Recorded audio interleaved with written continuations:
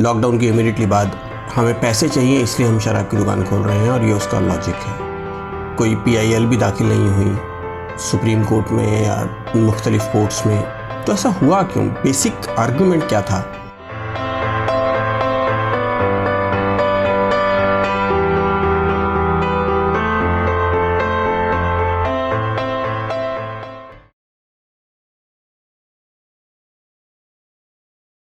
Hello दोस्तों, lockdown के immediately बाद जब शराब की दुकानें खुल गई तो बहुत सारे लोग ये आर्गुमेंट दे रहे थे कि सरकारों ने इस वजह से खोल दिया कि उनको पैसे चाहिए थे, रिवेन्यू जनरेट करना था। इस सब के बावजूद जो एक चीज़ मेरे दिमाग में खटक रही थी वो ये कि चाहे कुछ भी हो जाए, सरकार इस तरीके की दलील नहीं देगी कि भाई हमें पैसे चाहिए इसलिए हम शराब की दुकान खोल रहे हैं और ये उसका लॉजिक है। कोई सुप्रीम कोर्ट में या मुख्तलिफ कोर्ट्स में बहुत ज़्यादा कोई PIL भी दाखिल नहीं हुई, तो ऐसा हुआ क्यों? बेसिक आर्गुमेंट क्या था जिसको सरकार ने पेश किया होगा अपने रिकॉर्ड्स में, जिस दलील के बिहाफ पे ये लॉकडाउन के इमीडिएटली बाद ये दुकानें खोल दी गई? इसको इन्वेस्टिगेट करते करते करते करते मैं पहुंचा 2006 में। लेकिन 2006 की ये जो घटना है इसको हम लोग समझें उससे पहले हमें समझना होगा कि हमारे भारत में ये जो अल्कोहल बनती है ये टोटल 7 या 8 बड़े ब्रांड हैं जो इसको बनाते हैं, बड़े घराने। आप किसी भी ब्रांड की शराब पिएं, उसका कोई भी लेबल हो, कोई भी मेक हो, वो लार्जली 3 कैटेगरीज़ में डिवाइड होती है। एक इंडियन मेड फॉरेन लिकर, एक इंडियन मेड इंडियन लिकर, तीसरी होती है बियर। तो इन 3 कैटेगरीज़ में चौथी इलिसिट होती है जिसको हम गिनते नहीं हैं, सरकारें नहीं गिनती हैं एटलीस्ट। तो इन पहले के 3 सेगमेंट्स की बहुत बड़ी एक लॉबी है, एक इंडस्ट्री है। आपने अमूमन देखा होगा कि इनके प्राइस बड़े कंपेटिटिव रहते हैं। ये एक दूसरे से ज़्यादा ऊपर नीचे फ्लक्चुएट नहीं करते, एक दूसरे के कंपटीशन में ब्रांड नहीं उतारते। फला ने ये उतारा तो मैंने ये उतार दिया। जबकि आप देखें कि गाड़ियों के ब्रांड में एक गाड़ी उतरती है तो उसके ब्रांड में उसके कंपैरिजन में दूसरी गाड़ी उतरती है, उसका प्राइस थोड़ा सा कम होता है। ऐसा इनमें नहीं होता है। बहुत तगड़ी लॉबी है। उस लॉबी में, लॉबी मैं वर्ड यूज़ कर रहा हूँ, उसकी एसोसिएशंस हैं 3-4, ये 8-10 बड़े ब्रांड्स की। तो आप उसको किसी भी नाम से पुकारें, वो 8-10 बड़े ब्रांड ही हैं जो पूरी इंडस्ट्री को डोमिनेट करते हैं। उस इंडस्ट्री ने सरकार को ये आर्गुमेंट दिया कि 2006 में जो फूड कॉरपोरेशन ऑफ इंडिया है उसमें एक अमेंडमेंट हुआ था। उस अमेंडमेंट में ये बोला गया कि शराब जो है वो फूड के साथ, हमारे खाने के साथ एसेंशियल सर्विसेज में 2006 में अमेंडमेंट करके इंक्लूड कर दी गई।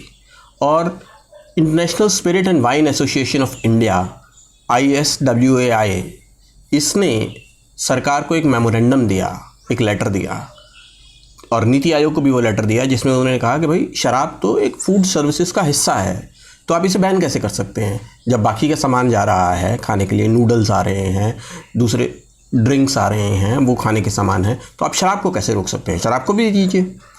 जिसको आर्ग्यूमेंट के sake, for the sake of argument, मतलब दलील के तौर पे यूज़ किया गया और ये शराब को बेचने के लिए सरकार ने हामी भरी।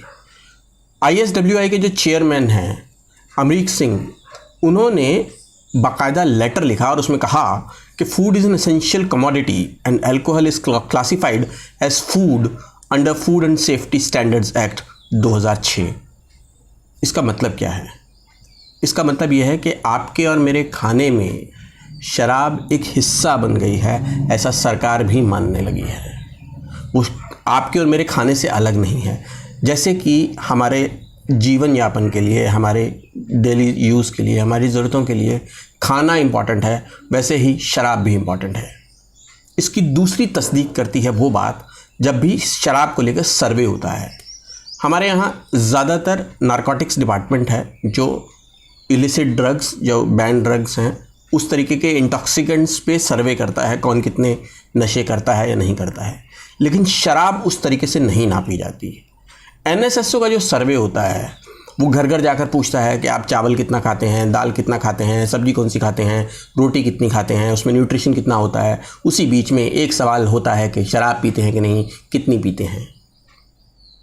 आपको ये बात हैरान नहीं करती? मुझे तो करती है। मुझे करती है 2 कारणों से। एक तो ये कि ये नया जनरल, नया नॉर्म, नया कॉमन हो गया है। हाँ, ये तो पीते ही हैं लोग, तो इसको फूड सर्विसेज में इंक्लूड कर दिया जाए। और दूसरा ये कि एसेंशियल सर्विसेज के साथ, हमारे रोज़मर्रा के खाने के साथ ये एक बाय लॉ जुड़ गया। और अगर कल को राइट टू फूड एक्ट में राइट टू अल्कोहल भी जुड़ जाए तो इसको कोई बहुत अचरज मत मानिएगा। यही कारण है कि हमारे देश में शराब का कंजम्पशन बहुत बढ़ता जा रहा है। ये जो 8, 10, 12 घराने हैं, इंडस्ट्रियल घराने हैं, इनको बहुत बड़ा मार्केट दिखता है। सरकारों को अपना रिवेन्यू दिखता है। हमारे संविधान के पिता कहे जाने वाले अंबेडकर भी अपने दौरान इस बात से जूझते रहे। वो कभी क्लियर नहीं हो पाए कि मैं इसको कैसे डील करूं। बैन कर दूंगा तो इल्लीगल शराब बहुत बढ़ जाएगी, अगर बेचता हूं तो मैं इस पाप का भागी होता हूं, क्योंकि पैसे के लिए हम लोग शराब बेच रहे हैं। वो अपने संबोधन में कई बार कहते भी हैं कि सरकारें शराब बेचें, लेकिन वो इसकी कीमत चुकाने के लिए तैयार रहें।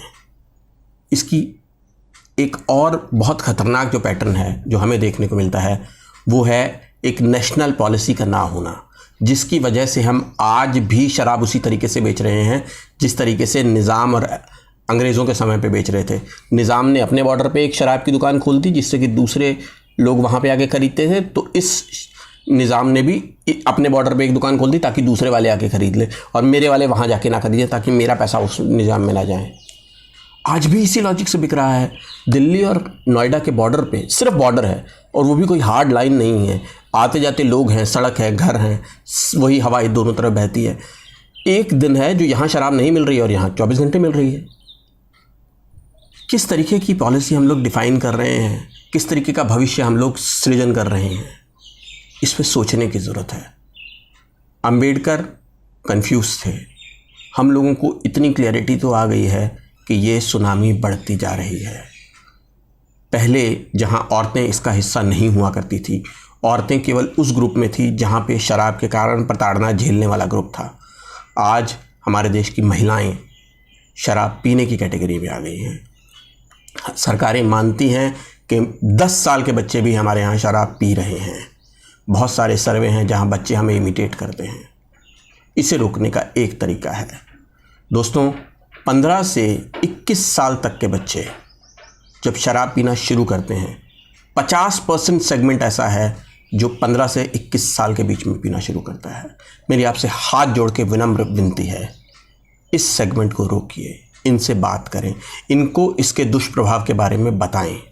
ये लॉबी सिर्फ पैसा देख रही है और बड़े ही शातिराना तरीके से इसने शराब को आपके खाने का हिस्सा बना दिया है। Food is an essential commodity.